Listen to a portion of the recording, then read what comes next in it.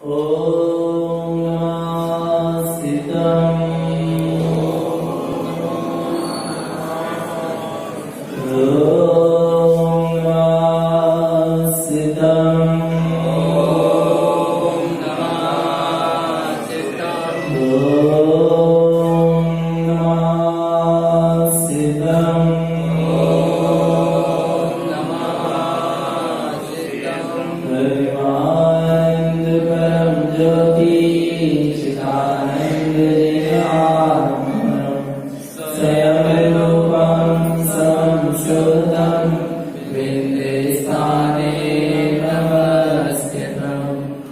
जिनवाणी जिनेन्द्रवाणी सुन लो अभियने जिनवाणी सुन लो अभियने जिनवाणी। आचार्य कारण स्वामी जी ने बातें कही एक बहुत पुरानी। आचार्य कारण स्वामी जी ने बातें कही एक बहुत पुरानी। आत्मा होती है ज्ञानी ज्ञानी। आत्मा होती है ज्ञानी ज्ञानी।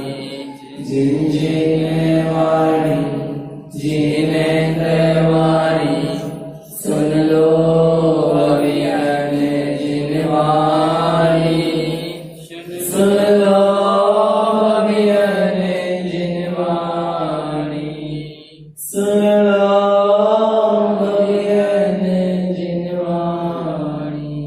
बोले जय भगवान की जय हो। भगवान महावीर स्वामी की जय हो। भगवान के समस्त की जय हो। गीता धर्म की जय हो। ऐसा परम धर्म की जय हो। वाणी माते श्री की जय हो। प्रभु श्रीमद तारण रघुनाथाचार्य जी महाराज की जय हो। चंद्रकांत दास की जय हो। सुभाष देव की जय हो।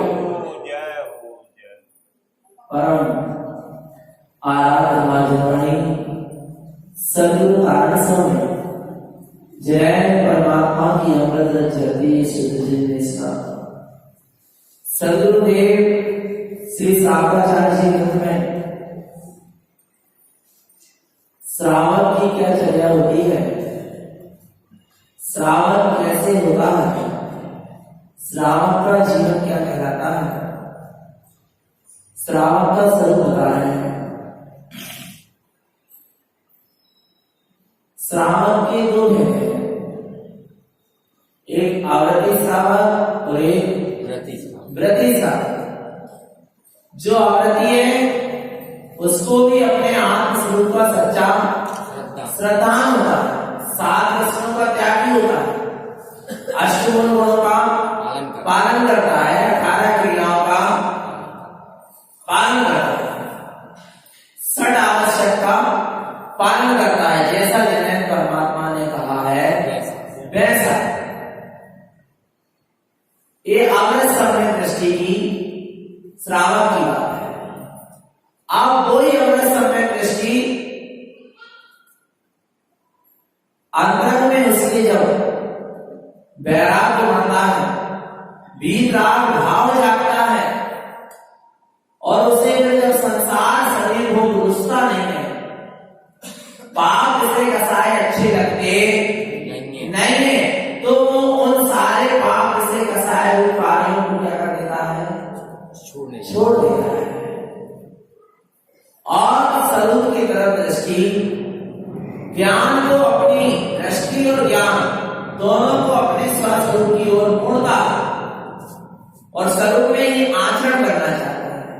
और स्वरूप में आचरण करने के लिए वो व्रत नियम संयम को धारण करता है।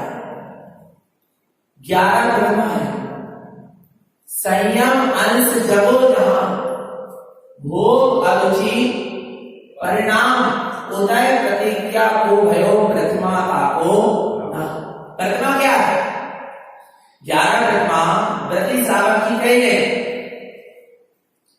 दर्शन रस सामायिक श्वास सचित त्याग, अनुराग भक्ति, ब्रह्मचर्य, आरंभ त्याग, परिग्रह त्याग, अनुमति त्याग और उद्देश्य त्याग। 11 प्रतिमा प्रति श्रावक की गई है, पर प्रतिमा क्या है? संयम, अंश, जगो जमा, भोग, अरुचि, परिणाम। संसार सभी भोग से क्या हो गई? अरुचि हो गई। संयम के प्रति अनुराग हो गया। संयम यानी अपने आत्म स्वरूप के प्रति अनुराग है। तो अब वो सोच रहा है कि आत्म स्वरूप के प्रति जब अनुराग है, प्रीति आत्म स्वरूप से है, भोगों से अप्रीति हो गई, उसी का नाम संयम। उदय प्रतिज्ञा, वो प्रतिज्ञा कर लेता है। क्या प्रतिज्ञा कर लेता है? ये 11 प्रतिमाओं की प्रतिज्ञा कर लेता है कि अब मैं अपने ही स्वरूप में लीन रहूंगा, अपना एक समय अपने स्वस्वरूप के लिए लगाऊंगा। मैं अपनी सारी शक्ति को जो पर में लगी उसको निज में लगाऊंगा। ऐसी प्रतिज्ञा करने का नाम प्रतिमा देना है। पहली प्रतिमा क्या है? दर्शन प्रतिमा। दर्शन प्रतिमा का स्वरूप अपने सुबह बहुत अच्छे से समझ लिया। चैतन्य स्वरूपी में आत्मा का दर्शन हो जाना, बाहर में मिथ्यात्व आदि जो 25 मन दोष कह रहे हैं, उसका क्या हो जाना? त्याग हो जाना। 18 क्रियाओं का निरतिचार पालन होना दर्शन प्रतिमा वाले के लिए। 25 मन दोष से रहे, जो 18 क्रिया कही गई हैं उनका पालन हो और अपने चैतन्य स्वरूपी में आत्मा का दर्शन होना। दर्शन होना यानी श्रद्धान होना, और जो अपनी दृष्टि में नित प्रति अपना चैतन्य स्वरूपी आत्मा दिखाई देने लगना। कौन सी प्रतिमा हो गई? दर्शन प्रतिमा हो गई।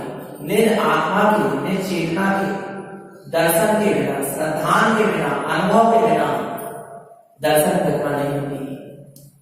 दर्शन प्रतिमा तो तभी है जब जीवन में सम्यक होगा, स्वरूप का श्रद्धान होगा, स्वरूप की दृष्टि होगी, तभी दर्शन प्रतिमा होगा। और जब दर्शन प्रतिमा होगी तो आगे की सारी 11 प्रतिमाएं पलेंगी, आगे की और 10 प्रतिमाएं पलेंगी।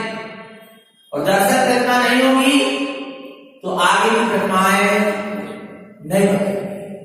आराम है। तो बोले क्या सम्यक दर्शन होगा, आत्मा की अनुभूति होगी, तभी हम प्रतिमा लेंगे। ये बात भी तो हो सकती है ना। पर सुनो चेतन, आत्मा की अनुभूति हो जाएगी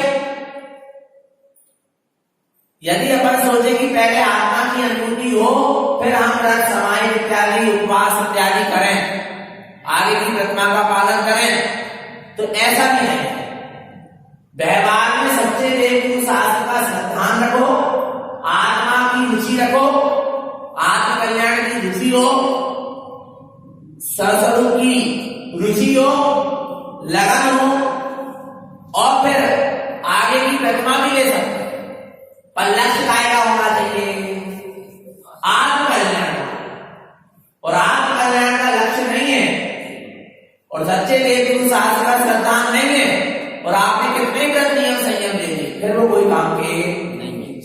लक्ष्य यदि अपना आत्म कल्याण का है तो प्रतिमा वगैरह लेकर भी सम्यक दर्शन को प्राप्त कर सकते। संयम धारण कर भी सम्यक दर्शन को प्राप्त कर ले, पर लक्ष्य क्या होना चाहिए? आत्मस्वरूप। तो दर्शन प्रतिमा यानी अपने आत्मस्वरूप चैतन्य प्रतिमा की क्या करना? दर्शन करना।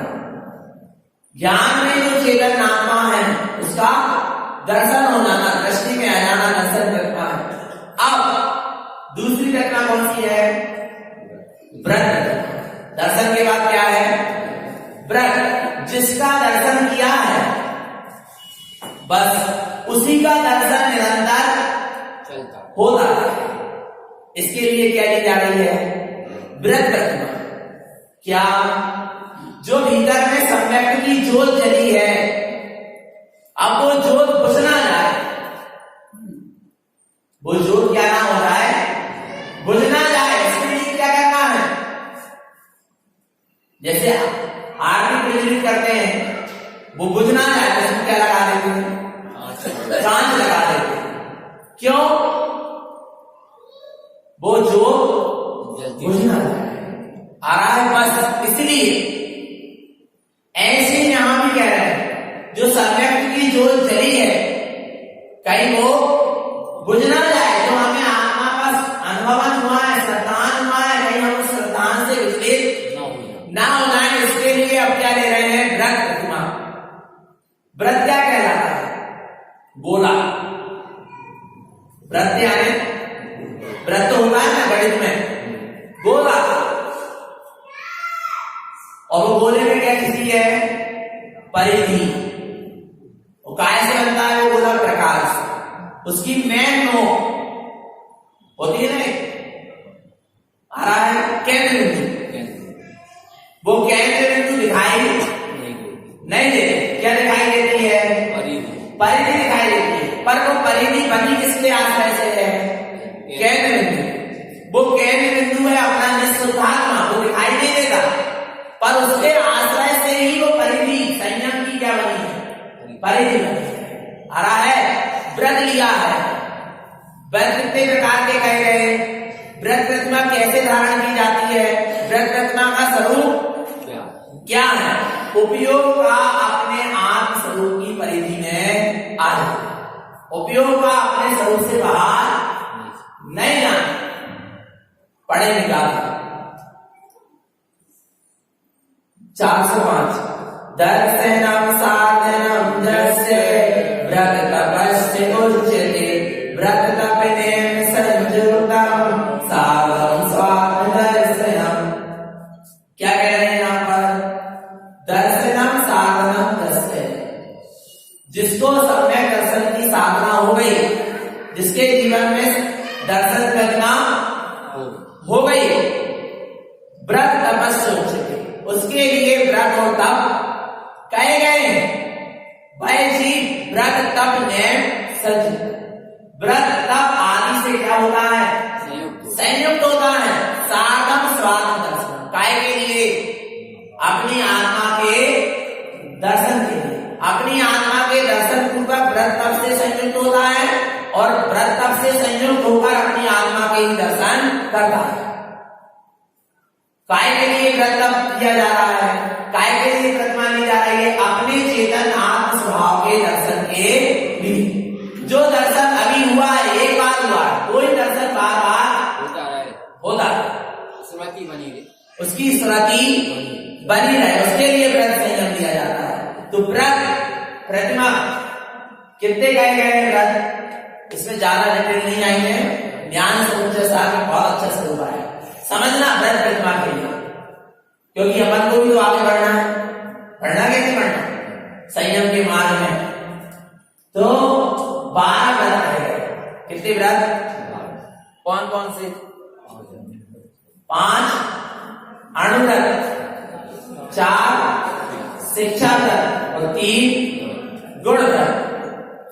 5 अणुव्रत कौन कौन से हैं? अहिंसा, सत्य, आचोर, ब्रह्मचर्य, परिग्रह, प्रमाण।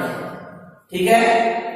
इस 5 अणुव्रत का भी स्वरूप आएगा आगे, इसलिए इसको अभी नहीं समझ। एक देश पापों का त्याग। क्या? एक देश पापों का त्याग, उसका नाम क्या है? अणुव्रत। पूर्ण रूप से पापों का त्याग नहीं कर पाए व्रती साहब। महाव्रती पूर्ण रूप से पापों का क्या कर देते हैं? त्याग कर देते हैं। पर अणुव्रती पूर्ण रूप से पापों का त्याग नहीं करता, पर पाप कार्य के प्रति इसको अरुचि होती है, रुचि नहीं होती। पाप करके वो आनंद नहीं मानते। अहिंसा अणुव्रत है। जल नदी का बिन और कछु नहीं गहे। ओ त्रस्त हिंसा को त्याग, व्रता आवरना समान। जो अहिंसाणुव्रत का धारी होता है वो त्रय जीवों की हिंसा नहीं करता, पर स्थावर जीवों की हिंसा उससे हो जाती। करना तो नहीं जाता, पर ग्रस्त जीवन में ना भी व्रती प्रतिमाधारी भी अभी ग्रस्ती ही है। जब तक आरंभ त्याग प्रतिमा नहीं है तो भी उस जीव को क्या होती है, हिंसा होती, पर त्रय जीवों की हिंसा का त्यागी होता है, संगल की हिंसा का त्यागी होता है। स्थावर जीवों की हिंसा उससे कदाचित हो जाती, पर व्यर्थ में भी स्थावर जीवों की हिंसा नहीं करता। अर्थात 2 इंद्री से 5 इंद्री तक के जीवों की हिंसा तो करता ही नहीं, त्रस हिंसा का तो त्यागी है, पर 1 इंद्री जल काय, अग्नि काय, पृथ्वी काय, वायु काय और वनस्पति काय, इन जीवों की हिंसा उससे होती है, पर इन जीवों की हिंसा वो व्यर्थ में नहीं करता, निष्प्रयोजन नहीं करता। आगे अहिंसानुव्रत, सत्यानुव्रत, व्यर्थ में हित में त्रिवचन बोलता है, व्यर्थ में झूठ नहीं बोलता, सत्य वचन बोलता है, हित में वचन बोलता है, कठोर वचन नहीं बोलता, किसी के परिणाम बिगड़ना है ऐसे वचन नहीं बोलता। सत्यानुव्रत का जो धारी होता है,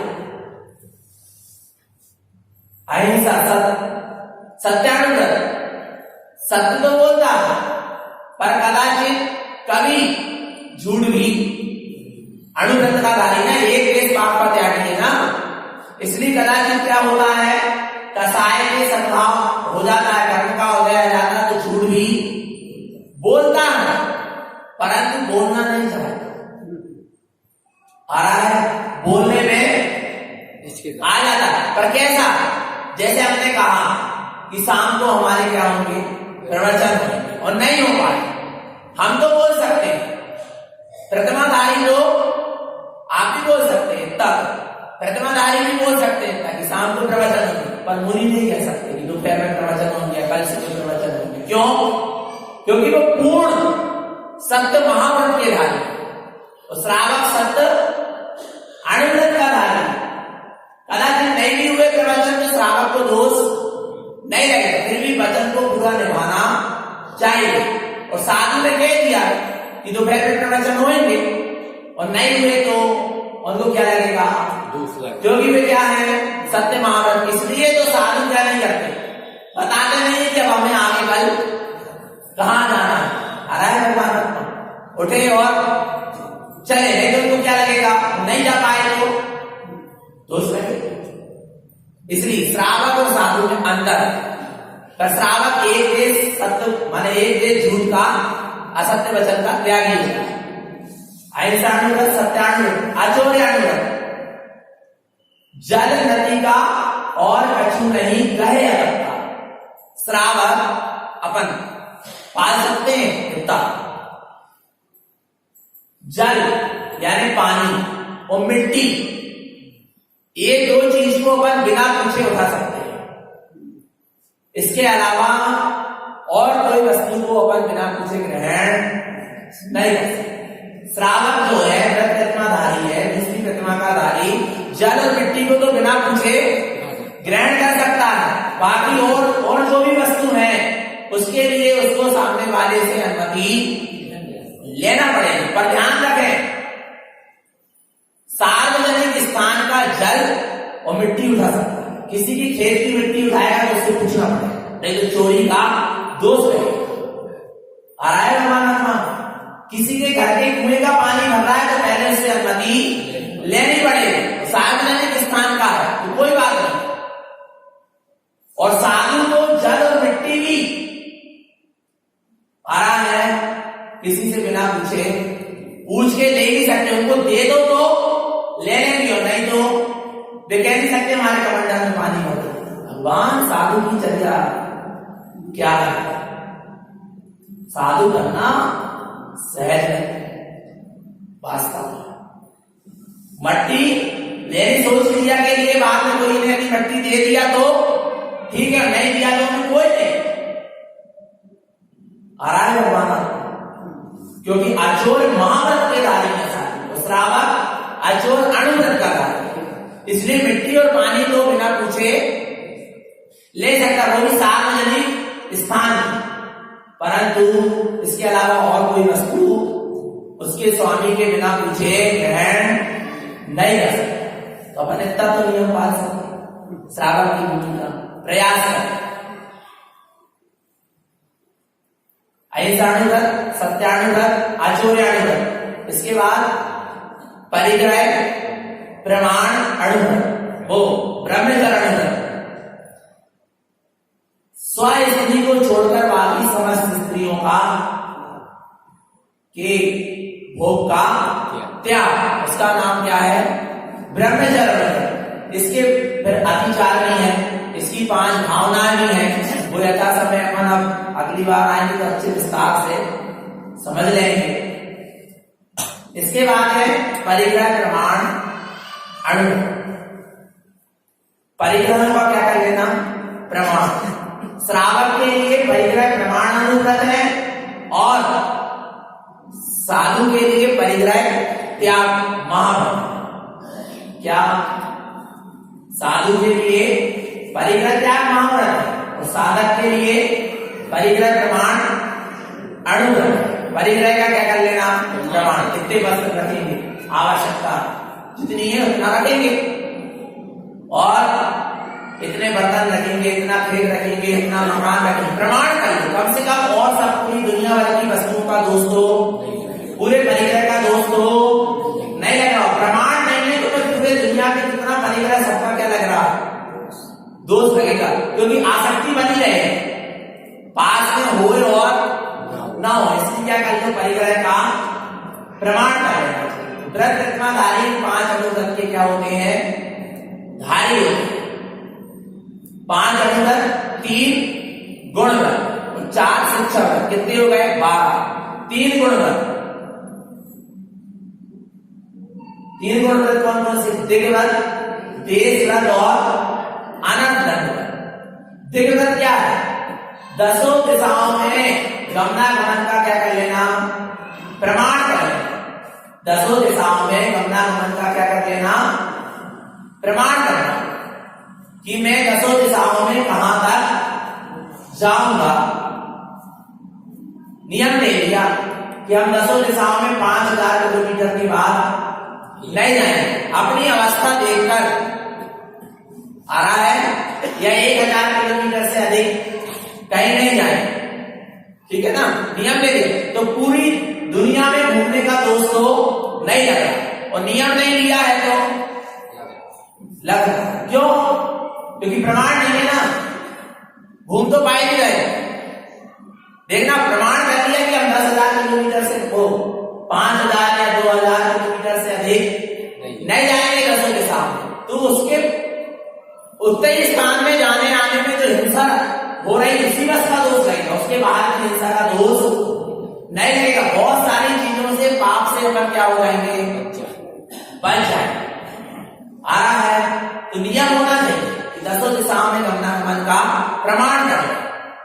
भगवान आत्मा कम से कम रात्रि में सोच समय तो प्रमाण कर ही लो कि जब तक सो रहे हैं तब तक 10 दिशा में गमनागमन का त्याग। कितने बड़ा विस्तार है, कई प्रमाण है, इसके बाहर हम नहीं जाएंगे। कितनी सी प्रमाण कर लिया ना, जाएंगे तो है ही नहीं जब तक सो रहे हैं। प्रमाण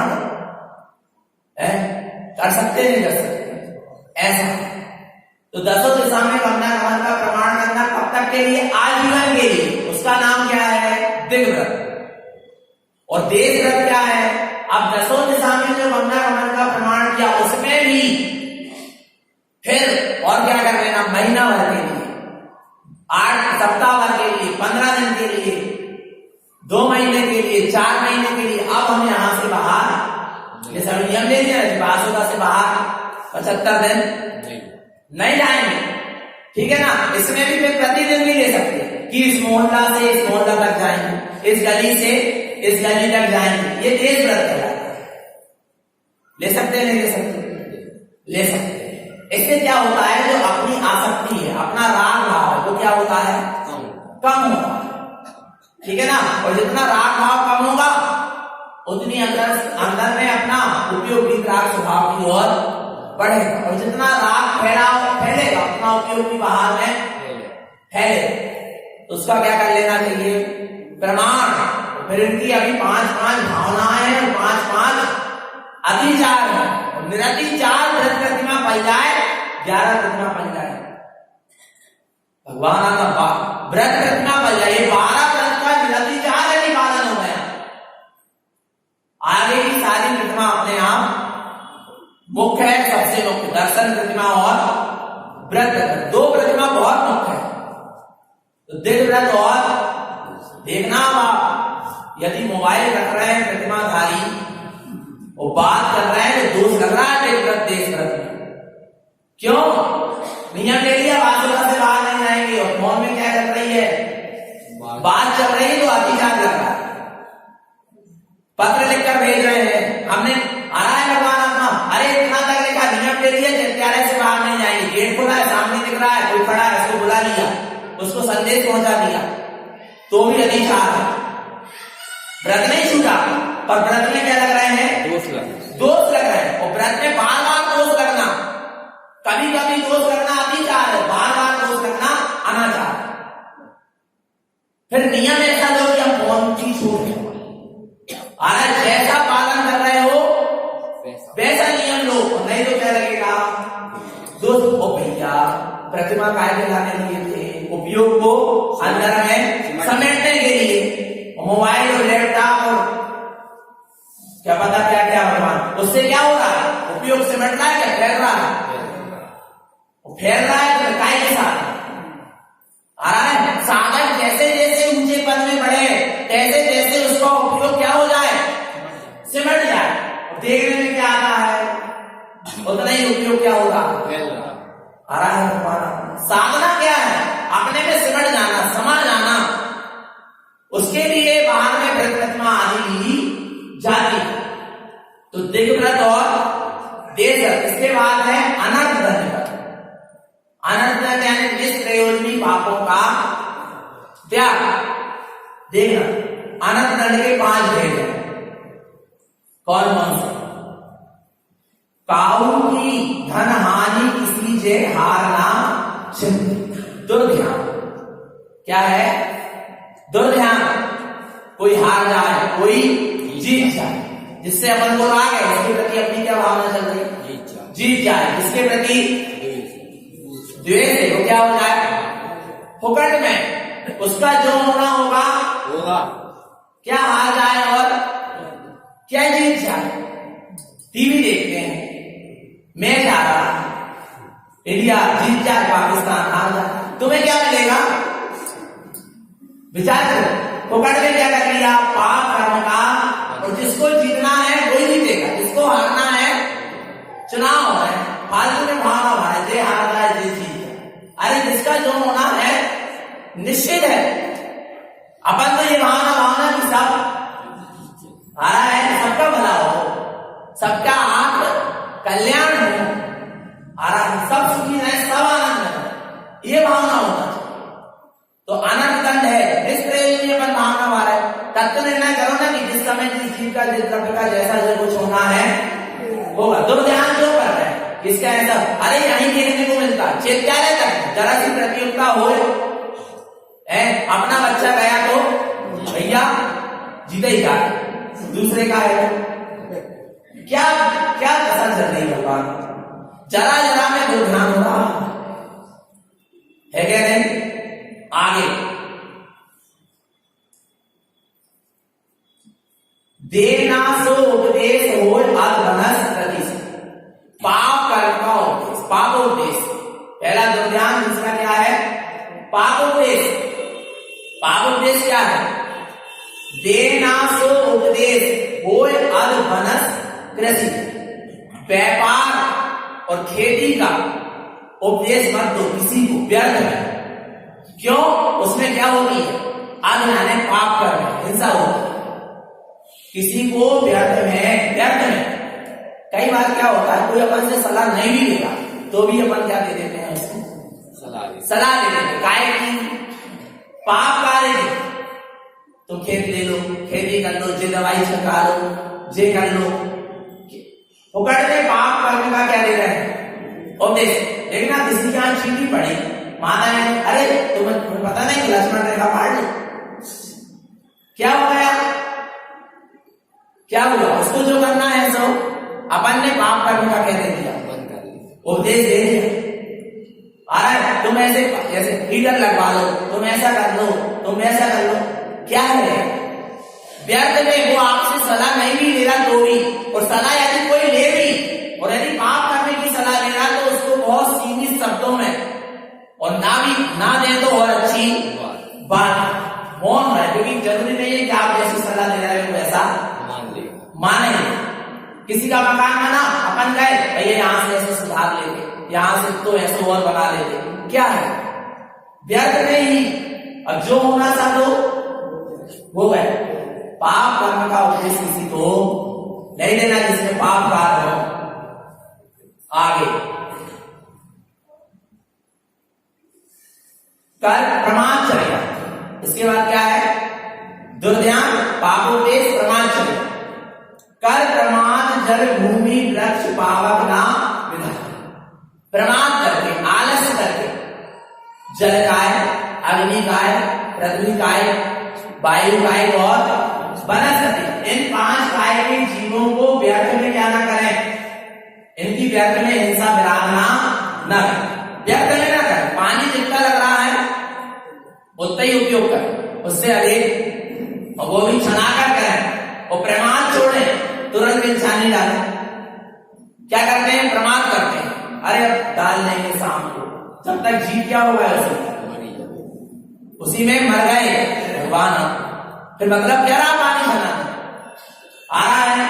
ऐसी कोई भी चीज है, लाइट है, कितने जीवों की हिंसा होती है?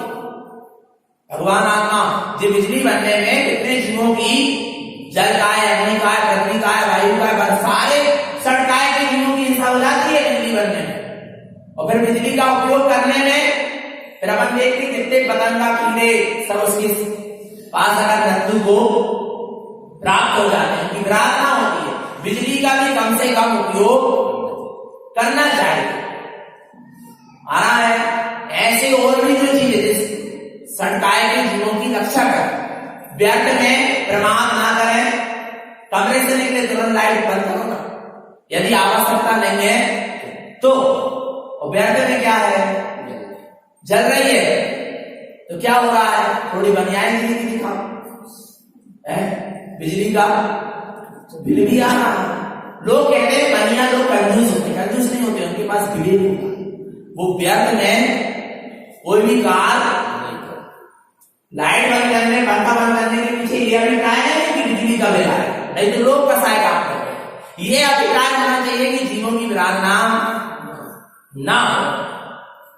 व्यर्थ में भूमि मत खोदो, व्यर्थ में पेड़ पौधे मत तोड़ो, व्यर्थ में कोई भी ऐसे कार्य मत करो जिससे जीवों की क्या हो, व्यर्थ में अग्नि मत जलाओ। जितनी आवश्यकता है, एक बार भोजन गर्म हो गया, दोबारा करने की जरूरत आ रहा। और व्यर्थ में कितनी चीजें ऐसी हैं जो अपन व्यर्थ में ही पाप कार्य ही कर लेता। कम से कम व्यर्थ में तो पाप कार्य न करें, इतना ध्यान। प्रमाद छोड़ दो, प्रमाद ही हिंसा का कारण है। सुबह बाल्टी में कपड़े डाले सर्फ में, शाम तक पड़े, क्या है? अनंत कृषि क्या हो गए, उत्पन्न हो गए, तो सब क्या होंगे? जब कपड़े धुलोगे तो मर जाएंगे। कितनी मुश्किल से उनको 10 पर्याय मिली थी चिंतामणि रखने के समान। दुर्लभ नहीं जो चिंतामणि, क्यों पर्याय नहीं प्लस तड़ी, दो इनकी पर्याय बड़ी मुश्किल से मिली थी, अपन ने सब क्या कर दिया, विचार। सुबह से शाम तक बर्तन पड़े हैं, क्या विचार। बहुत प्रमाद छोड़ो, प्रमाद होने के कारण क्या हो रही है? सबसे ज्यादा हिंसा हो रही है। एक तो प्रमाद अंदर का भी छोड़ो, अपने को राग द्वेष आदि विकारों से, कसाय आदि विकारों से बचाओ। अपने स्वरूप की साधना में हमेशा सचेत और सावधान, और बाहर के जीवों की अपन से हिंसा न हो। प्रमाद करते हैं, कोई वस्तु उठा के रखना, खिसका के रख देते, नीचे देखा ही नहीं कितने जीव थे। दरवाजा बंद किया, छिपकली थी, मकड़ी थी, क्या हो गई? मर गई। कोई भी चीज क्या करें? विवेक से प्रमाद क्या करें? छोड़े। प्रमाद ही हिंसा का कारण है। देखने में आता है गरम गरम सब्जी बनी, तपेली में डाला, हल्दी से नीचे जमीन में रख दिया। कितने जी देखा आपने, और देख भी लिया जी, तो भी उसको नीचे जमीन में मत रखो, क्या पता कौन सा जीव आ जाए और गरम उष्णता के कारण वो मर जाए। आज प्रमाण छोड़ो, सुबह अब देखो ये सब चीजें बतानी पड़ रही क्योंकि देखने में आती, तो बताने में भी ये तो सहज विवेक की बात है, ये बताने की आवश्यकता ही नहीं है। चौका में सबसे पहले सुबह प्रवेश करें तो सबसे पहले गैस के नीचे देखें, एकदम से गैस जलाए, कहीं काकरोच तो नहीं, कहीं छिपकली तो नहीं, कहीं मकड़ी, तो गैस जलाए तो क्या होगा? तुरंत हर चीज में क्या होना चाहिए? विवेक होना चाहिए। विवेक। कोई चीज सामान उठा रहे हैं, रख रहे हैं, कर रहे हैं, बैठ रहे हैं, देख के बैठो ना, देख के उठो। एक कदम भी आगे रख रहे तो देख के रखो।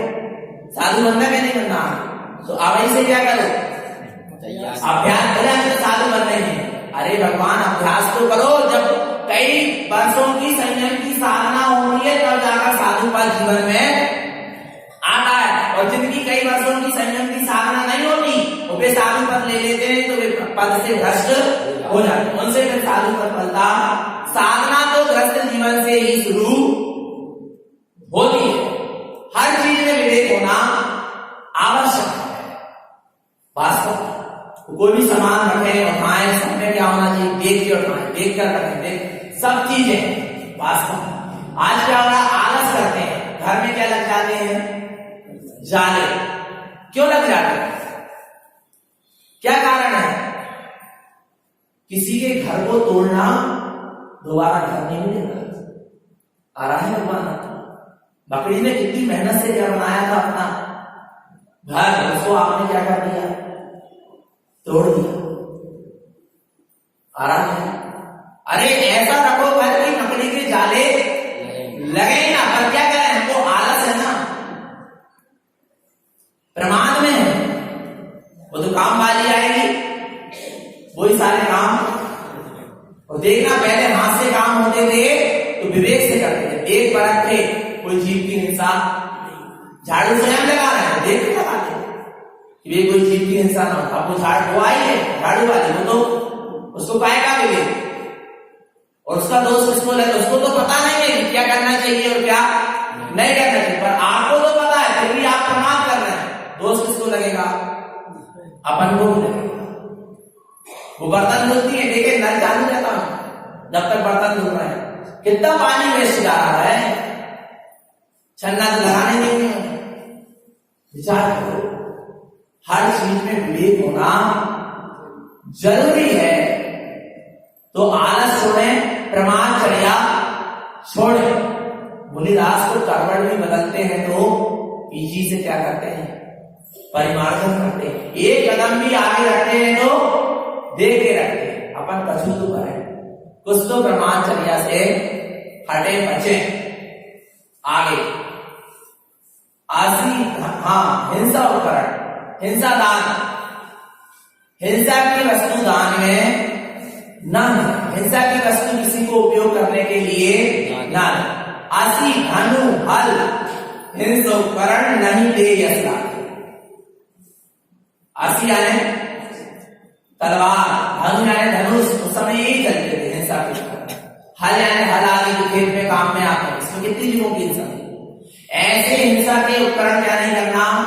किसान में नहीं देना, या किसी को उपयोग करने के लिए। एक दिन बताया था हमने, चाकू किसी को आपने उपयोग करने के लिए दे दिया अपने घर का, उसने क्या बना? आप तो आलू प्याज नहीं बना रहे, आ रहा है, पर उन्होंने क्या किया? आपसे आलू प्याज बना दी। कितने जीवों का क्या कर दिया? घात कर दिया। विवेक से कहा, हिंसा के कारण। दान ले रहे हैं, पंखा दान में दे दिया। आ रहा है खाना जो है सो है। देखना, दान दिया और पंखा दान में दे दिया।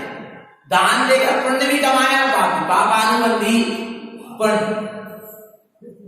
पापानुबंधी पुण्य। भगवान शुद्ध पुण्य कोई बिरला ही, पुण्यानुबंधी पुण्य तो कोई बिरला ही मांग रहा है।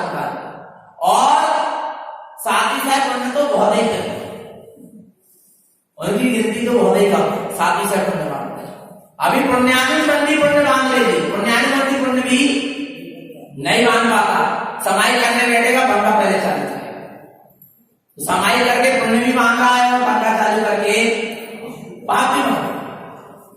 तो यहाँ क्या कह रहे हैं, हिंसा के उपकरण क्या मत करो, किसी को उपयोग के, किसी ने कहा गेंदी दे दो, किसी ने कहा फावड़ा दे दो, हल दे दो, कैंची दे दो, चाकू दे दो, पता चले वो ना जाने कैसे उपयोग कर रहा। अपन उपयोग करेंगे तो देख परख कर करेंगे, किसी जीव का घात ना हो जाए, पर दे दो करेंगे तो बिना देखे आ रहा है, इससे व्यवहार खराब नहीं होगा। हाथ जोड़ के अच्छे प्रेम से कहते हो हम इन वस्तुओं को उपयोग करने के लिए नहीं, किसी किसी बात। लोग आज क्या है, व्यवहार के चक्कर में खूब पाप पाप देगा। किसके चक्कर में? व्यवहार के चक्कर में भगवान, और ये नहीं देख रहा कि कहीं हमें दुर्गति ना हो जाए आगे। इसके बाद राग देश करतार कथा करुणा कीजिए। दुष्कृति कौन सा? अनर्थक दुष्कृति। राग देश रूपी कथा ना करो और न सुनो। राग देश रूपी कथाएं, स्त्री कथा, चोर कथा, राज कथा, स्त्री कथा, चोर कथा, भोजन कथा न, और राग देश आदि कथा, नाना प्रकार की संसार शरीर भोग की कथा वार्तालाप ना करें और ना सुने, ना निंदा चुगली करें और ना निंदा चुगली सुने। ठीक है, ये कितने हो गए? 5 मतलब कौन कौन से? पहला क्या था? दुर्ज्ञान, दूसरा पाप उपदेश, तीसरा पहला दुर्ज्ञान, दूसरा पाप उपदेश, तीसरा प्रमाणचर्या, हिंसा दान, चौथा और 5वां दुष्कृति। इन 5 प्रकार के अनर्थ दंड से व्रती कृत्माधारी श्रावक क्या होता है? बचता है, इनका त्यागी होता है। और अपन को भी आगे बढ़ना है, अपन को भी इनका थोड़ा थोड़ा पालन करना चाहिए। समझ में आ गया? इसके बाद 5 अनुगत, 3 गुणगत और 4 शिक्षागत। क्या होता है? जब सब में ज्ञान प्रकट होता है तो विवेक अपने आप जागृत हो जाता है कि क्या करना चाहिए और क्या नहीं करना चाहिए। इसके बाद क्या है? 4 शिक्षागत। कौन कौन से? सामायिक, क्रोधोपास, भोग परिमाण और अतिथि समिभाग। सामायिक शिक्षागत में ये है कि 2 टाइम की सामायिक को नियम से करना ही चाहिए। 2 समय बैठकर अपने आत्म स्वरूप का चिंतन मनन करें, 3 टाइम करें। पर अभी यहाँ अभ्यास रूप में सामायिक शिक्षा करते हैं और आगे तीसरी प्रतिमा आ रही है, सामायिक प्रतिमा। उसमें नियम पूर्वक, प्रतिज्ञा पूर्वक 3 टाइम की सामायिक करना ही है। निरंतर समता परिणाम में रहना, 3 टाइम बैठकर एकाग्र चित्त होकर अपने आत्म स्वरूप का चिंतन मनन करना और अपने आत्म स्वरूप में अपने उपयोग को लीन करना। इसका नाम क्या है? अपने स्वरूप में समाने, सामायिक, एक में क्या हो जाना? समा जाना, उसका नाम क्या है? सामायिक। तो जघन्य सामायिक होती है कितनी? 48 मिनट और उत्कृष्ट सामायिक होती है 144 मिनट। तो कम से कम कितनी करें? 1 घड़ी, 2 घड़ी। गुरु महाराज तो कह रहे हैं 1 घड़ी यानी 24 मिनट बैठ जाओ, आ रहा है आपका। 2 घड़ी यानी 48 मिनट। वास्तव में तीनों टाइम में क्या करना चाहिए? सामायिक। कुछ नहीं तो हम कह रहे सामायिक का समय हो तो मौन हो जाओ, इतना तो कर सकते हैं, मौन हो जाओ। सामायिक का समय हो, अब घर गृहस्थी के काम में लगे हैं, पर सुबह शाम की सामायिक के नियम से कर सकते हैं। दोपहर में भी प्रयास करें। जो तीनों टाइम की समाई करता, बिलाई समाई के समय मंत्र जब तक नहीं हो पा रही समाई, अपने एकदम चिंतन नहीं हो पा रहा, मंत्र जब ही कर लिया आपने समाई के समय, तो तीनों टाइम की समाई नियम से यदि करता है उसका समाधि मरण, उसका मरण बहुत अच्छे से होता है। क्योंकि सामायिक ही समाधि तक पहुंचाने वाली है। और सबसे पहला चारित्र है, 5 प्रकार के चारित्र है ना, कौन कौन से 5 प्रकार के चारित्र? सामायिक, यथाकाल, तो बात का हम भी भूल रहे हैं।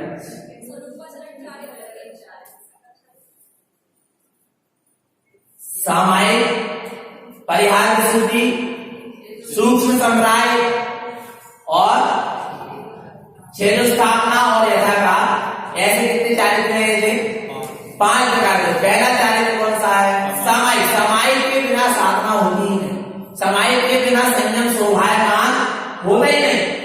सामायिक यानी निरंतर समता परिणाम में रहना, उसका नाम सामायिक, समता परिणाम में रहना। और जो 3 समय बताए हैं सामायिक के, उस समय बैठकर अपनी आत्मा का चिंतन कर, इससे वीतराग में वृद्धि होती। इसका नाम ही तो शिक्षा व्रत है। जो मुनि बनने की शिक्षा दे उसका नाम क्या है? शिक्षा व्रत। आगे सामायिक प्रोतोपास। प्रोतोपास क्या है? अष्टमी और चतुर्दशी के दिन उपवास करना। बाहर में तो 4 प्रकार के आहार का त्याग करना, भीतर में 4 प्रकार की कषायों का त्याग करना, उपवास, अपने आत्मा में वास करना। पाप आरंभ का त्याग करके अष्टमी चतुर्दशी को धर्म ध्यान में अपने पूरा दिन भर व्यतीत करना। 24 घंटे के लिए अन्न जल का त्याग करके, पाप आरंभ का त्याग करके धर्म ध्यान में अपने उपयोग को लगाना। पता चले 4 प्रकार का आहार का तो त्याग कर दिया, पर पाप आरंभ में लगे, कषाय आदि में, तो उपवास नहीं होगा। भोजन अकेले के त्याग का नाम उपवास नहीं है। कषायों का भी त्याग हो, पाप आरंभ का भी त्याग हो, और निरंतर अपन धर्म ध्यान में लग रहे, तो वो जे होता है प्रोतोपास शिक्षा व्रत। और प्रोतोपास प्रतिमा अलग है, अभी अपन उसको भी समझेंगे।